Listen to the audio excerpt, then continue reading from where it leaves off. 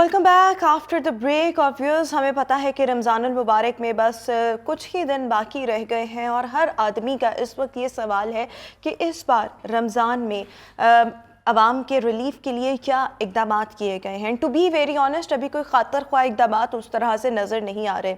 Utility stores पर कुछ अशिया की कीमतों में कमी की गई, लेकिन अगेन द प्रॉब्लम है कि वहाँ से या तो मिलती नहीं, और अगर मिले तो उनकी क्वालिटी इतनी ख़राब, इतनी कॉम्प्रोमाइज़ होती है कि फिर मेरे ख्याल में वो जो बिलो द पॉवर्टी लाइन लोग ज़िंदगी गुजार रहे होते हैं, शायद वही उन चीज़ों को उनके साथ कॉम्प्रोमाइज़ कर सकें या गुजारा कर सकें।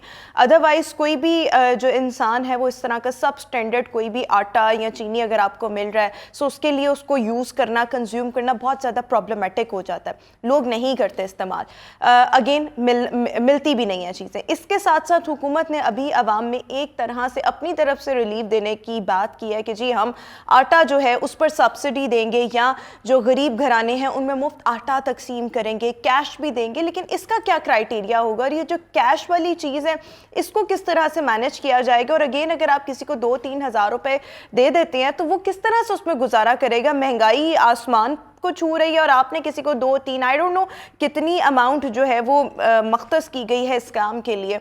अगेन फिर वो सब्जियों की कीमतें हैं, खजूर जो है वो मार्केट में उस तरह से अवेलेबल नहीं, जहाँ पर अवेलेबल हैं रेट उसका 600 रुपये से भी क्रॉस कर चुका है। सो हुकूमत किस अंदाज में अवाम को इस दफ़ा रिलीफ देने जा रही है, या ये महज बातें हैं, दावे हैं, इसको अभी हम डिस्कस करेंगे। हमारे पास इस वक्त हमें शो में ज्वाइन करें information secretary all Pakistan vegetables market Saddam Attar Khan साहब। सदाम साहब, thank you so much. And also सदर करियाना मर्चेंट एसोसिएशन हाफिज़ आरिफ गुज्जर साहब हमारे साथ शो में मौजूद है। सर, आपका भी बहुत शुक्रिया। सदाम साहब, आपसे यहाँ से गुफ्तगू का आगाज़ करना चाहूँगी कि हुकूमत का सबसे पहला तो रिलीफ के लिए यही ऐलान जो अभी तक सामने आया है वो यही है कि हम गरीब घरानों में आटा मुफ्त तकसीम करेंगे। सो अच्छा, आप पहले इनकार कर रहे हैं, इसका मतलब ऐसा कुछ नहीं होने जा रहा। लेकिन अगर होने जाता है सो वो प्रायोरिटाइज कैसे करेंगे, ये कैसे पता लगेगा कौन कितना गरीब है और किस बेस पर लोगों को मुफ्त आटा तकसीम किया जाएगा। देखिए मैम, ऐसा है कि आपने अपने शो का आगाज़ जो है वो बड़ी खूबसूरत आपने अल्फाज से की है। देखिए, ये तो एक चोर बाजारी का ये बाजार ही गर्म कर रहे हैं। ये कैसे मुमकिन है कि आपको कैसे मालूम होगा, जिस तरह वो उस तरह आप करेंगे कि बेनज़ीर इनकम सपोर्ट प्रोग्राम, कि वो बंदा कि जो बंदे की माहाना आमदनी 1,33,534 रुपये उसने डिक्लेयर की है अपनी टैक्स रिटर्न्स में, उसके भी जो है ना वो घर में वो 12,000 रुपया उसकी वाइफ का जो है ना वो निकला, और उसने जाके फ़ोन करके कहता है कि जनाब मुझे नहीं ज़रूरत है। ये क्या निज़ाम है उनके पास क्या क्राइटेरिया है, उनके पास कौन सी जादू की छड़ी है जो उनको पता चल जाएगा कि जनाब ये बंदा गरीब है और ये बंदा अमीर है। ये तो कोई तरीका ना हुआ। आपने अगर सब्सिडाइज अगर करना है तो ऑल ओवर पूरे पाकिस्तान में ओवरऑल करें और हर एक को करें। और दूसरी बात है, रमज़ानुल मुबारक में बेशुमार ऐसे मुखीर हजरात हैं कि जो अपनी तवस्सत के साथ गरीब घरानों तक वो जो है ना वो जो भी हो सके राशन वगैरह या आटा वगैरह वो पहुंचा देते हैं। लेकिन ये जो तरीकाकार है ये तो अपने समझ लें कि जो इनकी अशराफी हैं, जो इनके मैं समझता हूँ कि जो इस वक्त जो बैठे हुए हैं ऊपर बैठे हुए हैं, ये उनका चोर बाजारी और उनकी जेबें गर्म करने का जो है ना ये बहाना है। ये वैसे जो आटे का कहा गया है कि मुफ्त घरानों में आटा तकसीम किया जाएगा, ये वैसे होगा मैम? आप भी इधर और मैं भी इधर, ये मुमकिन नहीं है। यहाँ पे क्या होगा, 10 आटे के तोरे तो जरूर दे दी जाएंगे फोटो सेशन के लिए। लाहौर रंग की आंख देखेगी कि 10 तोरे तो दे देंगे, उसके बाद जो ट्रकों के ट्रक है वो जो है ना वो स्मगल किए जाएंगे, जो जिस तरह हर साल इस तरह चलता है। यहाँ पे आटा जिस तरह पीछे गायब हो गया, इसी तरह रमजान में आप देखिएगा आपको आटा नहीं मिलेगा यहाँ पे। अगर दूसरी बात आपने जो मेरी फील्ड से रिलेटेड बात की खजूर की, देखिए इस वक्त हमारे मार्केट में जो खजूर पिछले साल 150 से 200 रुपए किलो थी, इस वक्त 600 रुपए किलो मिल रही है। ईरान से इंपोर्ट की जाती है खजूर के कंटेनर जो है वहां पे बल्क में वहां पे मौजूद है। अगर तमाम खजूर के कंटेनर पाकिस्तान में इंपोर्ट किए जाएं, यही खजूर इस वक्त भी 200 रुपए किलो मार्केट में मिलेगी। लेकिन देखें, गरीब आदमी, रमजान की आमद है, पाकिस्तान के अलावा आप किसी भी तो रमजान मुबारक के दस्तरखान का एक बड़ा अहम एक जीनत है, बिल्कुल ऐसे। बिल्कुल, उसके आप बगैर तो दुनिया रोज़ा के ही नहीं खुल किसी सकता। ममालिक में भी चले जाएं, वहां पे उनका कोई त्यौहार आता है, वहां पे वो सेल्स लगा देते हैं, वहां पे अपनी जो है वो रिड्यूस कर देते हैं अपनी आमदन को कि भी मैं इसमें कमाना नहीं चाहता, ये जो एक महीना है या जो भी उनके क्रिसमस है या उनका जो भी त्यौहार आते हैं, रिलीफ दिया जाता है। लेकिन हमारे सतह पर भी दिया जाता है और वहां के लोग भी देते हैं जो बिल्कुल ऐसे। मुख्तलिफ और मॉल्स लेकिन और शॉप्स हमारे पाकिस्तान में उल्टी गंगा बह रही है, इसके बरअक्स है। अच्छा, ये उल्टी यहाँ पे गंगा जो है अनफॉर्चुनेटली ये अभी का काम नहीं, तो कई ये सालों तो से कई हो रहा दहाइयों है। से लेकिन है। I just want to know, Arif साहब आप बताएं कि कोई रिलीफ है अवाम के लिए रमजान में? बिस्मिल्लाहिर्रहमानिर्रहीम। इससे पहले ना हमेशा रमज़ान बाज़ार लगते थे, 31 बाज़ार तो लाहौर के थे और पूरे पंजाब में लगते थे, और पहली दफ़ा हुआ है कि रमज़ान बाज़ार इस दफ़ा नहीं लग रहे, क्योंकि इससे पहले भी जब रमज़ान बाज़ार लगते थे तो करोड़ों की करप्शन होती थी। मैंने इससे पहले भी मना किया था कि ये लाहौर करेना एसोसिएशन को दे दिए जाए, जो मॉडल बाज़ार हैं हम उनमें लगवा देंगे रमज़ान बाज़ार अपने पल्ले से। लेकिन एक अफसर ने कहा था कि हाफ़िज़ साहब आप हमारे रिज़्क़ पे दाँत मार रहे हैं, इससे पहले की बात है। और ज़रूरत इस वक्त थी, अशद ज़रूरत थी लोगों को रिलीफ़ देने के लिए, क्योंकि जितनी महंगाई हो चुकी, मेरे ख़्याल 50+ महंगाई हो चुकी है, लेकिन कागज़ों में ये 42 बताते हैं कितनी महंगाई हो चुकी है। तो जब अब ज़रूरत थी मॉडल रमज़ान बाज़ार में रिलीफ़ देने की, तो वो नहीं इस दफ़ा नहीं लगा सके।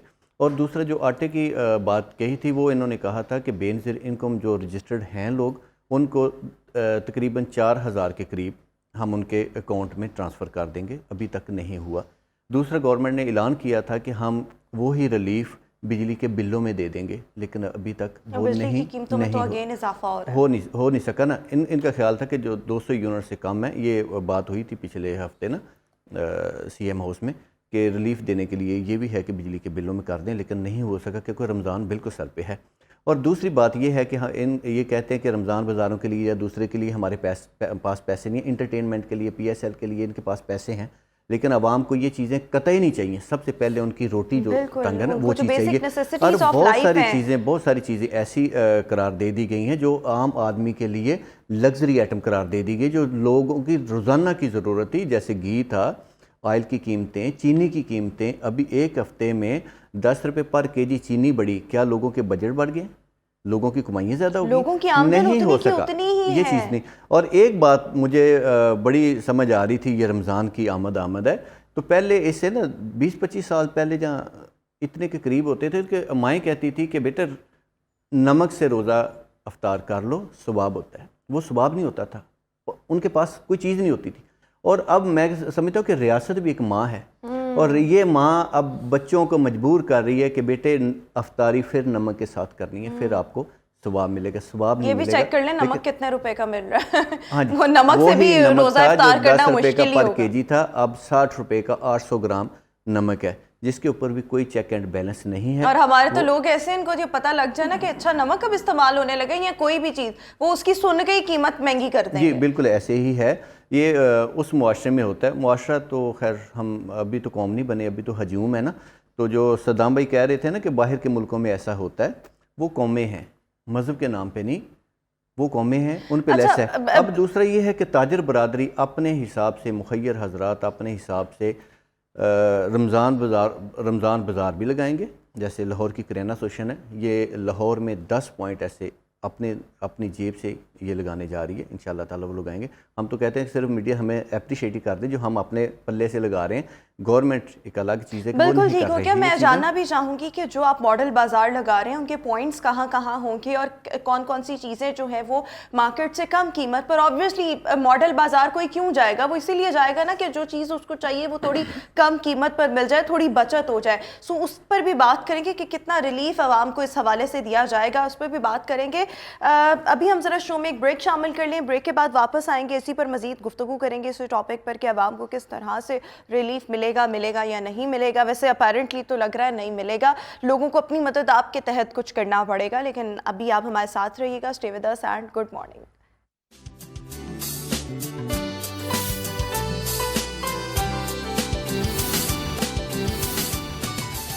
Welcome back after the break. और जनाब अभी हम बात कर रहे हैं कि रमज़ानुल मुबारक की आमद है और हुकूमत के एंड से आवाम को रिलीफ जो है उसके लिए क्या इक़दाम किए गए हैं। कहा तो ये जा रहा है कि गरीब घरानों में आटा मुफ्त तकसीम किया जाएगा या गरीब घरानों में कुछ ना कुछ कैश की सूरत में दिया जाएगा, लेकिन प्रैक्टिकली इस तरह की चीज़ें जो है वो करना मुश्किल होता है। लेकिन हमारे साथ जो मेहमान मौजूद हैं, एक हमारे साथ मौजूद हैं सदर करियाना मर्चेंट एसोसिएशन। इनका ये कहना है कि इस दफ़ा ये अपनी जेब से लाहौर के मुख्तलिफ मकामात वहाँ पर मॉडल बाज़ार लगा रहे हैं। इस पर भी अभी हम बात करेंगे और साथ ही साथ हमें शो में ज्वाइन किए हुए हैं information secretary all Pakistan vegetables market Saddam Attar Khan साहब। सदाम साहब, आपसे मैं ये जानना चाहूँगी कि आपको क्या लगता है कि मतलब रमज़ान में जब हम बात करते हैं कि कौन कौन सी चीज़ें ज़्यादा इस्तेमाल होती हैं या लोगों को उसकी बहुत ज़्यादा ज़रूरत होती है? खजूर, बेसन, ऑयल, चीनी, मशरूबात, लाल शरबत जिसकी हम बात करते हैं, लीमू। सो आपको क्या लगता है ये वो चीज़ें हैं जो हर दस्तरखान पे मौजूद होनी चाहिए और होती भी हैं, हमेशा से होती रही हैं? बेसन की बात कर लें, उस पर कोई हुकूमत ने सोचा है हमने रिलीफ देना है, कोई कीमत अभी क्या चल रही है? लीमू को अगर हम देख लें तो आपको क्या वो लीमू के रेट इस वक्त क्या चल रहे हैं और आने वाले वक्त में ये बढ़ेंगे, कम होंगे या यही रहेंगे? देखिए, ऐसा है कि लीमू की अगर हम बात करते हैं तो लीमू तो उसी तरह ही अगर मार्केट में आता है ना कि जिस तरह उसकी जो है वो सप्लाई होती है, लेकिन उसकी डिमांड में इजाफा हो जाता है। यहाँ तक कि पिछले रमज़ान पिछली ये रिहर्सल ये है कि लीमू 1000 रुपये किलो तक भी बिकता रहा है, वो लीमू जो 50 रुपये किलो बिकता है। लेकिन यह है कि रमज़ान की आमद है, इस वक्त जो है ना फसल का ये हिसाब होता है। देसी लीमू इस वक्त मार्केट में मौजूद नहीं होगा इस रमज़ान, क्योंकि इसकी फसल आ रही है ईद के तकरीबन 15 दिन के बाद। तो इस वजह जो है ना वो 12 मासी इसको लीमू बोला जाता है, वो इस वक्त मार्केट में मौजूद होगा। लेकिन किन नरखों में होगा वो मार्केट बताएगी, वो वक्त बताएगा। लेकिन ये है कि काफ़ी ज़्यादा उसकी कीमत होगी क्योंकि उसकी डिमांड में इजाफा हो जाएगा। इसके साथ आलू की बहुत ज़्यादा डिमांड होती है क्योंकि फ्राइज़ और बहुत सारी चीज़ें आलू से बनती हैं, पकौड़े, समोसे, उनमें हर चीज़ में आलू डलता है। उसके अलावा प्याज की जो है वो काफ़ी डिमांड होगी।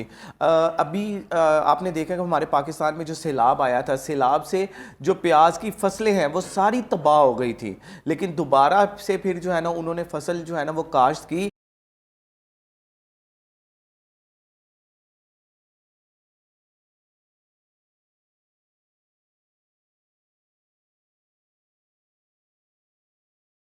कोई तकरीबन 160-170 के करीब मिल बिल्कुल रहा है। ये कोई 250-300 को हाथ लगाकर प्याज इस कीमत पर आया। सो आपको लगता है 350-400 से 350-400 रुपए किलो था।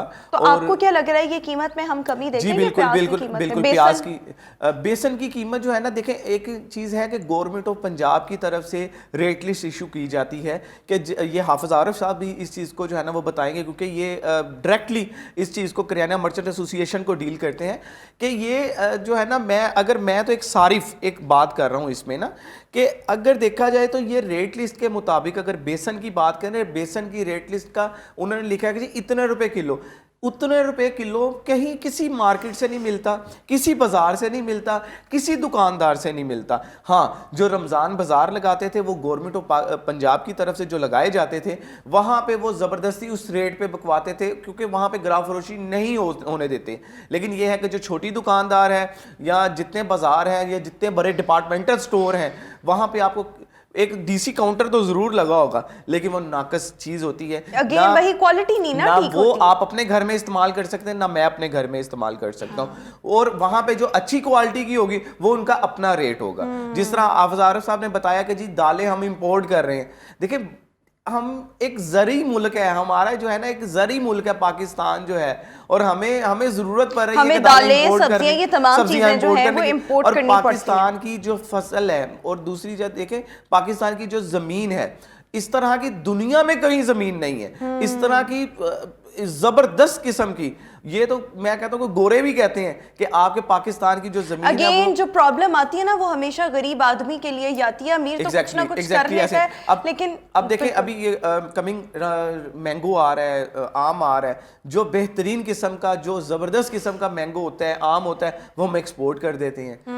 हम जो है यहाँ पे गरीब के घर में तो जो है ना वो छोटे वाला मैंगो ही जाएगा ना, कि वो यही चीज होती है कि देखें हमें सबसे पहले हमें अपने एज अ कौम हमें अपनी आवाम को देखना चाहिए, बिल्कुल महंगाई ऐसा पे काम काबू हम पाना सबको चाहिए। क्या करने की ठीक है? जरूरत है और हमारी माँ को, जो हमारी बिल्कुल रियासत ऐसे ही। हमारी माँ है, Exactly. उसको क्या करने की जरूरत है, इसको भी डिस्कस करेंगे। आरिफ साहब, जो आपने मॉडल बाजार की बात कर रहे थे कि वो लगाए जाएंगे, सो वो उसके पॉइंट्स कहाँ कहाँ पर होंगे? लाहौर की अगर मैं बात करूँ, कौन कौन से एरियाज में लगाए जाएंगे, फिर वहाँ पर कौन कौन सी चीज़ें हैं जो कम कीमत में हमें मार्केट से कम कीमत पर मिल सकेंगी, क्वालिटी को किस तरह से मेक श्योर किया जाएगा? अच्छा, सबसे पहले तो ये है कि मॉडल बाज़ार सरकारी जगह पे लगे हुए हैं, ऑलरेडी जो पहले से चल रहे हैं, चल रहे हैं, बिल्कुल ऑलरेडी चल रहे हैं। उसी के अंदर आप लोग भी अपना काउंटर वगैरह या नहीं, कुछ भी काउंटर होगा? नहीं लगवाएंगे, वहाँ ऑलरेडी करियाने की 1 या 2 शॉप्स होती हैं हर मॉडल बाज़ार में ना।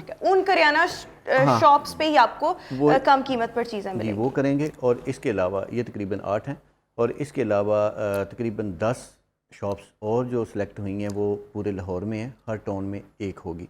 हालांकि ये मैं समझता हूँ कि बहुत कम है, इस हिसाब से तो कतई ये पूरा नहीं हो सकता, लेकिन हम अपनी तरफ से जितना कर सकते थे वो हमने कोशिश की है कि कम से कम जितना का आवाम को हम रिलीफ दे सकते हैं वो करिए। क्योंकि सबसे पहले कि एंड कंज्यूमर हमारे पास है, यूज़र हमारे पास है, हमें पता है कि वो कितनी तकलीफ़ में है।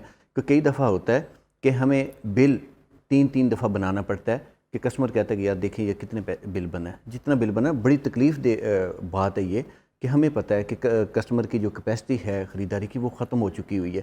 अब तो वो जो क्वालिटी की बात आप कर रही हैं, जहाँ केचप वगैरह, जैम वगैरह, ये उसके लिए तो लग्जरी आइटम होगी ना। हालांकि यही चीज़ें ये जो शरबत की आप बात कर रही थी ना, जो 180-200 रुपये की बोतल थी, अब 350 की है, 800 ml की। 180 वाली बोतल 350 की हो चुकी हुई है।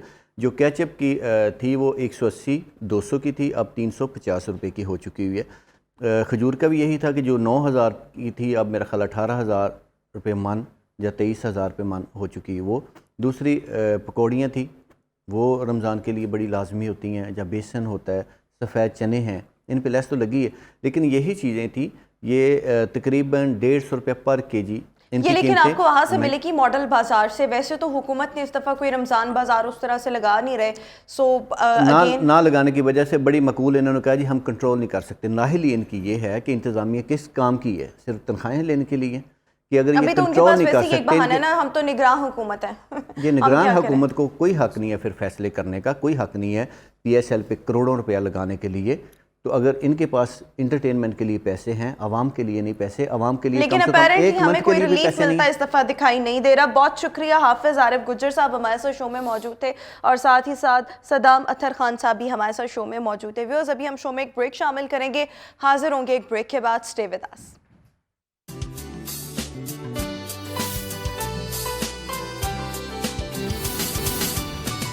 Welcome back after the break. और ब्रेक के बाद हम आपकी मुलाकात करवाने जा रहे हैं इमर्जिंग सिंगर से, जिन्होंने विंटर फेस्टिवल में गाना गाया, जिसके बाद इनकी वीडियो खूब सोशल मीडिया पे वायरल हुई। हुंजा से इनका ताल्लुक़ है, और इसके साथ साथ अभी सिर्फ फर्स्ट ईयर में है, और इनकी आवाज़ माशाल्लाह माशाल्लाह इज़ सो अमेजिंग, इतनी ज़बरदस्त आवाज़ है। और जब इनकी वीडियो सोशल मीडिया पे वायरल हुई, सो उसके बाद ये भी मशहूर हो गई, और अब हमें अक्सर जो टीवी स्क्रीन्स हैं वहाँ पर भी नज़र आ रही होती हैं। नौरीमा इस वक्त हमारे साथ शो में मौजूद हैं।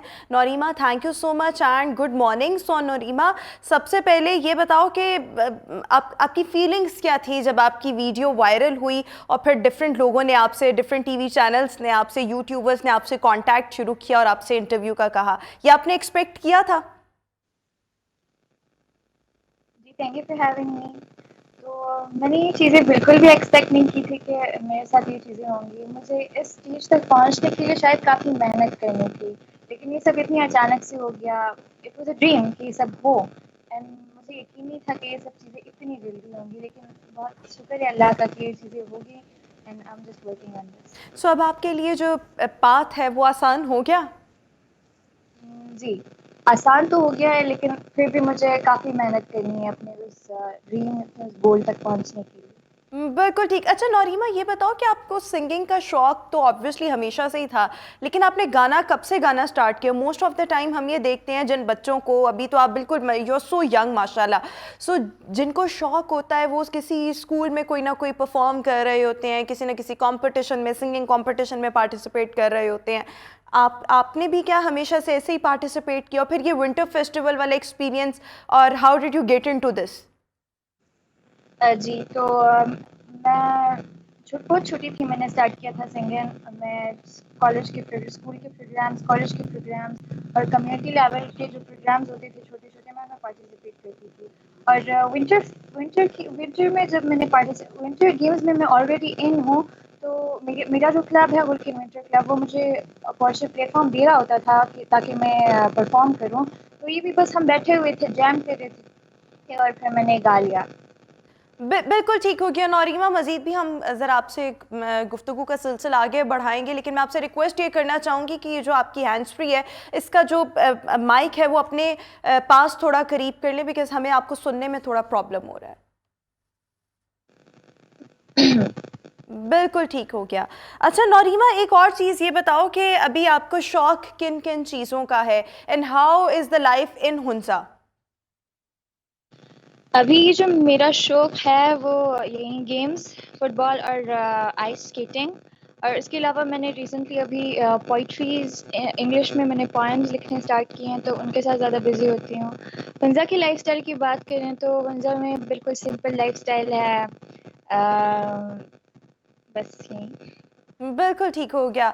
असल में जो इस तरह से इतने दूर दराज इलाके होते हैं, एट टाइम्स वहाँ पर अपॉर्चुनिटीज़ आपको कम मिल रहे होते हैं, आपको दूसरे लोगों की निस्बत ज़्यादा मेहनत करनी पड़ रही होती है। सो उस हवाले से कह रही हूँ, फिर माशाल्लाह आपको इतना ओवरनाइट फेम भी मिल गया। सो कुछ ना कुछ बैरियर्स आते हैं, कोई ना कोई हर्डल्स होते हैं, लेकिन माशाल्लाह माशाल्लाह आपने मतलब ये इसमें आपकी ये भी कहेंगे कुछ मेहनत थी और बाकी लक ने, कुदरत ने भी आपका साथ दिया। अच्छा अभी आप हमें ज़रा कुछ सुनाओ, हम सुनना चाह रहे हैं, आपकी मधुर आवाज में कुछ सुनना चाह रहे हैं। अच्छा, तो मैं सुनाऊंगी सजाद अली का लगाया दिल बहुत पर दिल लगा नहीं। ठीक है, लेट्स स्टार्ट। लगाया दिल बहुत पर दिल लगा नहीं, तेरे जैसा तेरे जैसा तेरे जैसा कोई हमको मिला नहीं। लगाया दिल बहुत पर दिल लगा नहीं, ज़माने भर की बातें उनसे कह दी, ज़माने भर की बातें उनसे कह दी, जो कहना चाहिए था वो कहा नहीं, जो कहना चाहिए था वो कहा नहीं। लगाया दिल बहुत पर दिल लगा नहीं। ज़बरदस्त ज़बरदस्त, कमाल हो गया। अच्छा नौरीमा, ये जो गाना भी आपने गाया है और जो हमेशा से आप गाने गाती आ रही हैं, कोई ट्रेनिंग ली या खुद से शौक था, फैमिली ने सपोर्ट किया? अगेन मैं वही बात करना चाहूँगी कि आप रहती हैं हुंजा में, मतलब लाइफ इस तरह से फ़र्क है कि यहाँ पर अगर लाहौर, इस्लामाबाद, कराची का भी कोई बच्चा या बच्ची होती है, तो जब उसने सिंगिंग करनी होती है तो एट टाइम्स एक रेजिस्टेंस आती है फैमिली की तरफ से। आपको कोई ऐसा प्रॉब्लम आया कि आप बीइंग अ फीमेल, आपका ताल्लुक हुंजा से है, कोई ना कोई बैरियर्स आए हों फैमिली की तरफ से, कोई ना कोई हर्डल आया हो, या हमेशा सबने सपोर्ट किया? आई थिंक हुंजा को लेके यहाँ के जो लोग, लाइक जो डाउन एरियाज के जो लोग हैं, उन्हें शायद ये लग रहा होता है कि हमारे ये जेंडर डिस्क्रिमिनेशन का शायद ज़्यादा सीन लग रहा होता है यहाँ के लोगों को, लेकिन ऐसी कोई बात नहीं है। हुंजा की हमारी जो कम्युनिटी है, जेंडर डिस्क्रिमिनेशन का बिल्कुल भी कॉन्सेप्ट नहीं है। और अल्हम्दुलिल्लाह बहुत girls and boys are equal. Boys को बल्कि बॉयज़ से ज़्यादा अपॉर्चुनिटीज़ जो है गर्ल्स को मिल रही होती है। तो मुझे कोई ज़बरदस्त, रेजिस्टेंस नहीं आई, मेरी फैमिली मुझे सपोर्ट कर रही थी, मेरी पूरी कम्युनिटी मुझे माशाल्लाह, सपोर्ट कर रही है। ज़बरदस्त। अच्छा नौरीमा, आपको कभी किसी ने कहा है कि माशाल्लाह माशाल्लाह you are beautiful, you are young, you are very talented, आवाज़ इतनी अच्छी है, और ये जो आपको एकदम आपकी वीडियो भी वायरल हुई, मैं अगर इसको पर्सनली देखूं तो मुझे लगता है एक तो इस पर सबसे पहले तो डेफिनेटली आपका टैलेंट, आपकी आवाज़ बहुत खूबसूरत है, लेकिन you are a full package माशाल्लाह, इतनी खूबसूरत, और फिर ये जो आपके बालों का एक स्टाइल है, सो ये भी चीज़ें बहुत ज़्यादा अक्सर मैटर करती हैं, और जो ऑडियंस होती है उनको बहुत ज़्यादा अपील कर रही होती है। तो किसी ने आपकी इस हवाले से भी कभी तारीफ़ की? या तकरीबन सब यही कह रहे होते हैं कि आप बहुत टैलेंटेड हैं, आपके बाल ये हैं, हो रही होती है, तारीफ़ें बहुत ज़्यादा होती हैं। So how do you feel? अच्छा लगता है, लाइक अच्छा इट्स अ लगता है। चेंज कि वायरल होने से पहले ये चीजें नहीं थी, जब वायरल हुई तो उसके बाद काफी नोटिस कर रहे हैं लोग और काफी इनकरेज कर रहे हैं। और आप मुख्तलिफ सोशल मीडिया प्लेटफॉर्म्स पर हो? मैं सोशल मीडिया, मैं इंस्टाग्राम पे हूँ, यूट्यूब पे हूँ और फेसबुक पे हूँ। टिकटॉक पे मैं नहीं हूँ, टिकटॉक पे अभी तक नहीं हूँ। मेरे फेक अकाउंट्स बने हैं टिकटॉक पे, लेकिन मैं टिकटॉक पे नहीं हूँ। अच्छा, तो ये जब आपको फेम मिला, आपकी वीडियो वायरल हुई, तो उसके बाद आपके फॉलोअर्स में इजाफा हुआ? बहुत ज़्यादा। और मेरे इंस्टाग्राम जो फॉलोअर्स है वो एकदम से मुझे रीच मिली, तो बहुत ज़्यादा फॉलोअर्स तो बहुत बड़े हैं मेरे। ज़बरदस्त ज़बरदस्त। अच्छा, हम आपसे मज़ीद कुछ सुनना चाहेंगे। अच्छा, तो मैं सुनाऊंगी, रफ्ता रफ्ता का मैं कोई लाइन सुना देती हूँ। ठीक है, ठीक है। आप तो नजदीक से नजदीक तर आते गए, आप तो नजदीक से नजदीक तर आते गए, पहले जा फिर जाने जा, पहले जा फिर जाने जा, फिर जाने जाना हो गए, रफ्ता रफ्ता वो मेरे हस्ती का सामा हो गए। ज़बरदस्त, कमाल हो गया। अच्छा Narima, where do you see yourself in the next 5 to 7 years? Um, शायद मैं, मेरा जो ड्रीम है लाइव परफॉर्मर बनने का, शायद मैं वो कर लूँगी, लाइव परफॉर्मेंस। इंशाल्लाह इंशाल्लाह। और पढ़ाई में आपका क्या दिल करता है कि मैं ये पढ़ूँ, ये करूँ? अभी तो आप सिर्फ फर्स्ट ईयर में हो, a long way to go. जी, मैं फर्स्ट ईयर में हूँ। मेरा जो सब्जेक्ट है वो है ह्यूमैनिटीज़, तो मैं हम्म, सिविक्स, एजुकेशन और सोशियोलॉजी पढ़ रही हूँ, तो इन्हीं सब्जेक्ट्स में मैं आगे कुछ कर लूँगी। बिल्कुल ठीक। और इसके साथ साथ आपका अपना खुद का फेवरेट सिंगर, मेल और फीमेल, कौन सा है? और किसको आपको अच्छा लगता है कि ये अच्छा है, अच्छा मैं इसको समहाउ फॉलो कर लूँ, या इस जैसा गाऊँ? एनीबडी? अम, मेरे फेवरेट जो आर्टिस्ट है पाकिस्तान के, उनमें से एक है सजाद अली और आयमा बेग की मैं बहुत बड़ी फ़ैन हूँ। लेकिन फॉलो में जो है आबिदा परवीन, इन जो सूफ़ी टाइप के हैं, इनको ज़्यादा फॉलो कर रही होती हूँ। अच्छा, आपको ज़्यादा सूफ़ी सॉन्ग्स पसंद हैं, and the Sufi, Sufi singers गज़लें, यही ऑल्सो। चीज़ें। अच्छा, या सो हमें आबिदा लेकिन इतना नहीं। परवीन जी का भी कोई कलाम सुना दें, like Abida if you remember Parveen any. का मैं या चलिए नहीं कोई कोई सुनिए। कोई कोई गज़ल सुना दें, एनीथिंग। अच्छा, गज़ल सुना देती हूँ। अम, आ जाए किसी दिन तू, आ जाए किसी दिन तू, ऐसा भी नहीं लगता, लेकिन वो तेरा वादा, लेकिन वो तेरा वादा झूठा भी नहीं लगता, आ जाए किसी दिन तू, ऐसा भी नहीं लगता।